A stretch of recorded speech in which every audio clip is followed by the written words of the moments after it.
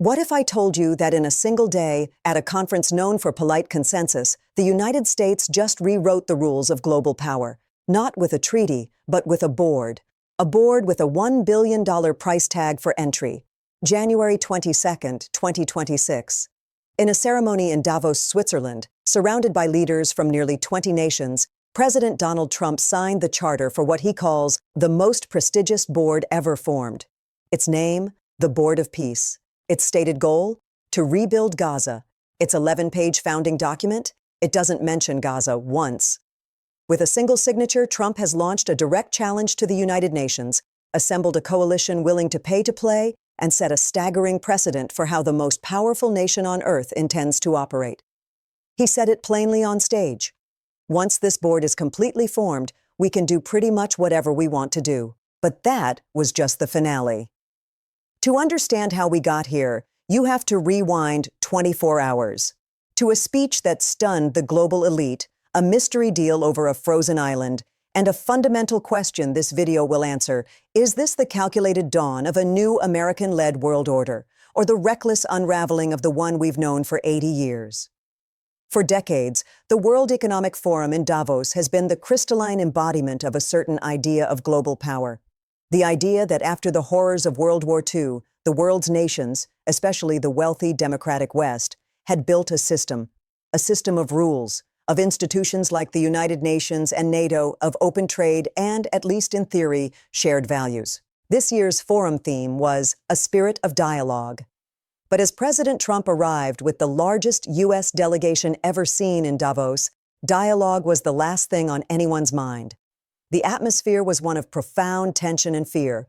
A pre-forum survey of over 2,300 global leaders found their top two fears were geo-economic confrontation and outright war between nations. Because in the 12 months since his second inauguration, Trump has acted as a wrecking ball to that old system. He has threatened allies with crippling tariffs over a personal obsession. He sent troops to seize the president of Venezuela. He's threatened military action against Iran, and he has repeatedly claimed Ukraine is more reluctant to make peace than Russia. So as the world's financial and political elite gathered in the Alps, the question wasn't about economic forecasts. It was far more primal. What does the most powerful man in the world want?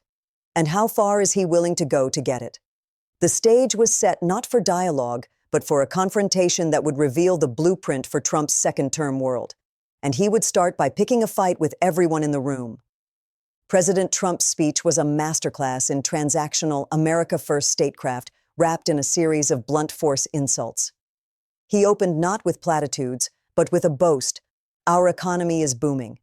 He claimed credit for a projected 5.4% growth rate, 52 stock market records, and slashing the monthly trade deficit by 77%. The message to the global CEOs in the room was simple: America is winning. My way works. But then came the threat, the core philosophy. The USA is the economic engine on the planet, he said, and when America booms, the entire world booms. You all follow us down, and you follow us up. This is the fundamental Trump worldview. The world is not a community, it's a hierarchy. And at the top is a dealmaker who expects gratitude, and Europe, in Trump's view, has been profoundly ungrateful. He told the European audience that their continent was not even recognizable anymore due to migration policies. He belittled the host nation, Switzerland, saying it was only good because of us. He threatened Canada's Prime Minister, Mark Carney, telling him to remember that Canada lives because of the United States. But all of this was preamble to the issue that had brought the transatlantic alliance to the brink: Greenland.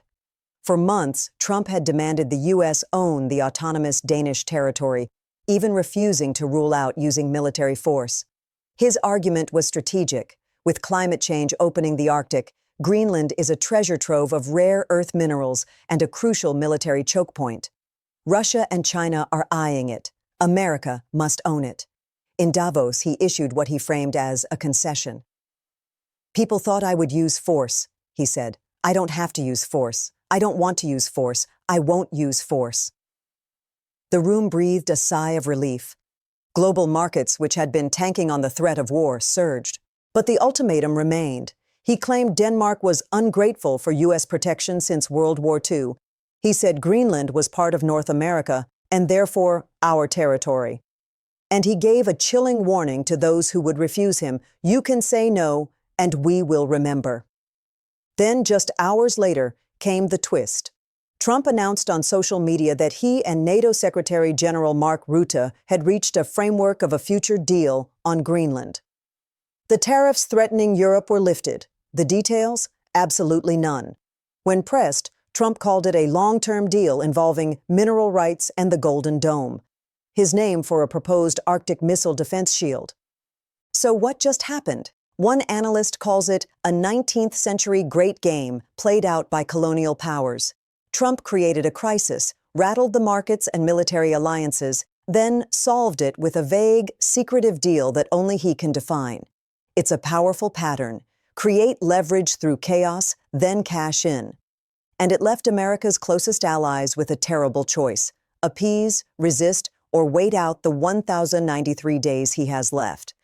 If the Greenland drama showed his method, the next day revealed his ultimate goal. On January 22nd, President Trump gathered representatives from 19 nations, from Argentina and Saudi Arabia to Hungary and Pakistan, for a signing ceremony. He wasn't signing a UN resolution. He was inaugurating his own institution, the Board of Peace. Let's break this down. For a $1 billion contribution, a country can buy a permanent seat on a board chaired by Donald Trump, designed to handle international conflicts. Its first project is Gaza, but as Secretary of State Marco Rubio said, the possibilities are endless. Jared Kushner presented the plan for Gaza, a focus on security and demilitarization, working with Israel and Hamas, followed by private investment to build high-rise coastal towers in a new Gaza. It was a real estate developer's vision, bypassing the Palestinian Authority and any talk of a state. And who's invited to join this club? Nations that have said yes include Saudi Arabia, the UAE, Qatar, and Russia. Vladimir Putin is reportedly ready to send $1 billion, possibly using frozen Russian assets. Israeli Prime Minister Benjamin Netanyahu, under war crimes allegations, has also agreed to join. The absent party is as telling as those present.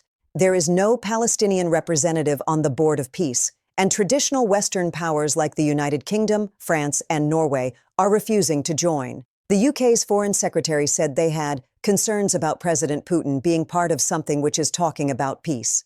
One international relations expert put it bluntly: this board is clearly an attempt to render the UN obsolete and position Trump in a monarchical or imperial position. So what does this new billion-dollar board look like from the ground? From the very places it claims it will help? Al Jazeera's reporter in Gaza, Tarek Abu Azoum, conveyed the grim reality on the same day as the signing ceremony. He said there is a deep sense among Palestinians that Palestinians are being discussed as a problem to be managed, not as people with rights to be fully addressed. The grand plans for coastal towers feel detached from their reality, especially as the UN continues to warn of dire shortages of aid in the enclave. This is the human consequence of transactional geopolitics. A peace plan designed in a Swiss ski resort, funded by petrodollars and potentially by a nation currently waging war in Europe, implemented without the voice of the people it will most affect. But the tremors aren't confined to the Middle East. In the conference halls of Davos, European leaders were grappling with a shocking new self-awareness. Belgian Prime Minister Bart de Wever said Trump was crossing a number of red lines and posed a searing question. Being a happy vassal is one thing. Being a miserable slave is something else. If you back down now, you're going to lose your dignity. Let that sink in. A sitting European leader is openly debating whether his continent is becoming a slave to the United States. This isn't about policy disagreements anymore. This is about the fundamental nature of the West. And cutting through the tension was another speech, delivered the day before Trump's by Canadian Prime Minister Mark Carney. It was hailed by some as epoch-defining, a modern Iron Curtain speech. Carney warned of a rupture in the world order, the end of a pleasant fiction and the beginning of a harsh reality. He argued the rules-based order was fading, and the world must stop pretending. The contrast was stark. One leader lamented the end of a system built on rules. The other, just a day later, stood up and demonstrated exactly what comes next: a system built on the power of the chairmanship, the size of the contribution, and the will of a single man who believes, in his own words, "I don't need international law." Davos 2026 wasn't just a conference, it was a blueprint. We can now see with clarity the strategic implications of Trump's second-term foreign policy, and they point to a profound reorganization of global power. First, the era of multilateral institutions as we know them is over. The Board of Peace is not an addition to the UN, it's a replacement. It's leaner, devoid of bureaucratic bloat, and most importantly, it is controlled directly from the White House. Why negotiate with 193 countries when you can build a coalition of 20 or 30 who pay for the privilege and follow the chairman's lead? This is the model: ad hoc, flexible, and supremely sovereign. Second, alliances are now purely transactional. The Greenland framework, whatever it is, proves this. Security, trade, and diplomatic support are no longer grounded in shared history or values. They are commodities to be traded. The message to Europe, Asia, and everywhere else is, what can you offer? How can you make it worth America's while? As Trump told Canada, remember who you live because of. Third, domestic economic policy is foreign policy. Trump's entire Davos argument was that his domestic triumphs, cutting regulations, slashing deficits, boosting energy production, are what give America the right to lead. His threats to decouple from green energy policies or impose tariffs are not just economic tools, they are weapons to compel compliance. Your environmental standards, your supply chains, your trade surpluses are now points of negotiation under the threat of economic pain. So, what happens next? Look for these markers. 1. The Board of Peace membership drive. Who else pays the $1 billion? Will Japan or India join? Does China create a rival board? This will map the new geopolitical fault lines. 2. The unfreezing of frozen assets. Russia's potential use of seized funds to join the board sets a staggering precedent. Will Venezuelan or Iranian frozen assets be next on the table to fund American-led projects? 3. The European schism. The split between nations like Hungary that joined the board and those like France that refused will deepen. Can Europe craft a unified response, or will it be picked off one by one in bilateral deals? 4. The Trump model for conflict. If the Gaza reconstruction moves forward under this private investment, security-first model, expect it to become the template for any future U.S.-led intervention. Ukraine, Taiwan, anywhere. The harsh reality Prime Minister Carney warned of is here. The world is not splitting into two clean blocks. It's fracturing into a network of deals where power is projected not through consensus, but through the disciplined, unpredictable application of economic, diplomatic, and military force. As the private jets departed the Swiss Alps, the snow-covered peaks of Davos stood as a silent witness to a revolution. We didn't see a trade deal signed. We didn't see a traditional peace treaty. What we witnessed was something far more foundational: the unveiling of a new toolkit for American dominance in the 21st century. A toolkit containing a vague framework that replaces ironclad treaties, a billion-dollar membership board that replaces the United Nations, and a philosophy that replaces rules-based order with a simple, brutal question: what's in it for us? The most telling moment of the whole forum may have been a quiet one. After his marathon, grievance-filled speech, a subdued Trump didn't end with a grand vision. He finished on a casual, almost offhand note: "I'll see you around." It was the remark of a dealmaker, not a statesman. A man who sees the world not as a community to lead, but as a landscape of assets to be acquired, deals to be made, and boards to be chaired. The old world of Davos, the world of dialogue and shared assumptions, is over. The new world is now being board-governed, transaction by transaction.